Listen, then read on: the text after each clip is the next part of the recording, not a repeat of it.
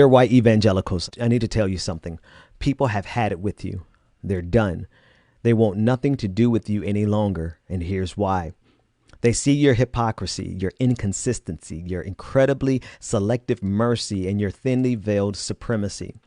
For 8 years, they watched you relentlessly demonize a black president, a man faithfully married for 26 years, a doting father and husband without a hint of moral scandal or the slightest whiff of infidelity. They watched you deny his personal faith, convictions, argue his birthplace, and assail his character, all without cause or evidence. They saw you brandish scriptures to malign him and to use the laziest of racial stereotypes in criticizing him. And through it all, white evangelicals, you never once suggested that God placed him where he was. You never publicly offered prayers for him and his family. You never welcomed him to your Christian universities. You never gave him the benefit of the doubt in any instance. You never spoke of offering him forgiveness or mercy. Your evangelists never publicly thanked God for his leadership. Your pastors never took to the pulpit to offer solidarity with him. You never made any effort to affirm his humanity or show the love of Jesus to him in any quantifiable measure. You violently opposed him at every single turn without offering a single ounce of the grace you claim as the heart of your faith tradition. You jettisoned Jesus as you dispensed damnation on him. And yet you give carte blanche to a white Republican man so riddled with depravity, so littered with extramarital affairs, so unapologetically vile, with such a vast resume of moral filth that the mind boggles. And the change in you is unmistakable. It has been an astonishing conversion to behold, a being born again. With him, you suddenly find religion. With him, you're now willing to offer full absolution. With him, all is forgiven without repentance or admission. With him, you're suddenly able to see some invisible, deeply buried heart.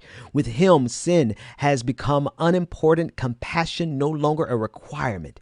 With him, you only see providence. And white evangelicals, all those people who have had it with you, they see it clearly. They recognize the toxic source of your inconsistency. They see that pigmentation and party are your sole deities.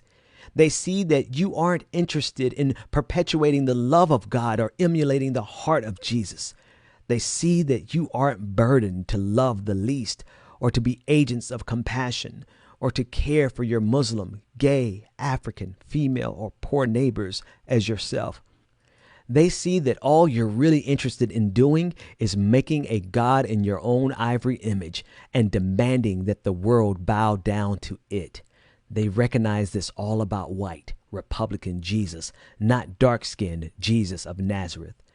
And I know you don't realize it, but you're digging your own grave in these days, the grave of your very faith tradition. Your willingness to align yourself with cruelty is a costly marriage. Yes, you've gained a Supreme Court seat, a few months with the presidency as a mouthpiece, and the cheap high of temporary power, but you've lost a whole lot more. You've lost an audience with millions of wise, decent, good-hearted, faithful people with eyes to see this ugliness. You've lost any moral high ground or spiritual authority with a generation. You've lost any semblance of Christ-likeness. You've lost the plot. And most of all, you've lost your soul. I know it's likely you'll dismiss these words. The fact that you've even made your bed with such malevolence shows how far gone you are and how insulated you are from the reality in front of you. But I had to try at least to reach you. It's what Jesus would do. Maybe you need to read what he said again, if he still matters to you. That is an open letter. White Evangelicals, This Is Why People Are Through With You by John Pavlovich. You can read it at johnpavlovich.com. That's John, Pavlovitz.com.